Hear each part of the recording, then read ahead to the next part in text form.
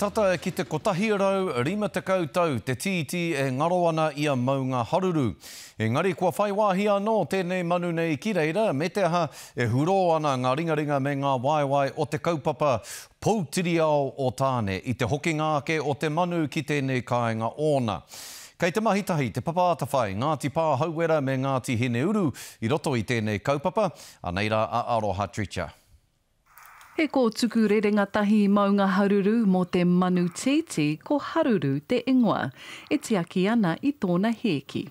It's momentous in the sense that from a cultural perspective, manu have been absent from our maunga, our blessed maunga haruru, for 1.5 centuries. He was translocated in 2014, so it's taken 7 years to get to where we are today. So getting an egg finally is really, really exciting. I te tau 2013 i hunuku ai ngā manu mai i haruru o toi ki maunga haruru, mā te whakaitanga o Ngāti Manuhiri. We considered what was the state of the area in which the bird was going to be rehoused and introduced. Now, significant work had been done by them around pest eradication.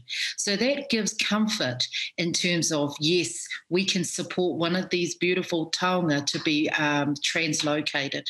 I tō rātou tāinga mai, ka noho rātou ki enei rua hangahanga. We feed them for a couple of weeks before they emerge, and once they come out of the burrow for the first time, that is when their GPS gets set, so that is where they come back to.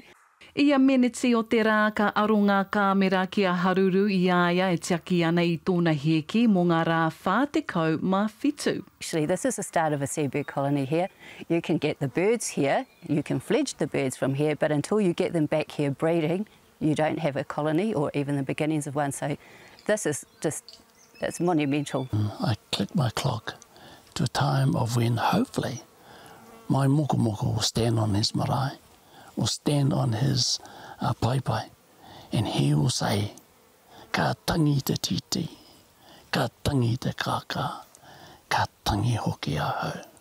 Ka re kore, koe nei te perehana e tāri ana e te maria mo haruru me tana taonga mo te wā o te krihimete.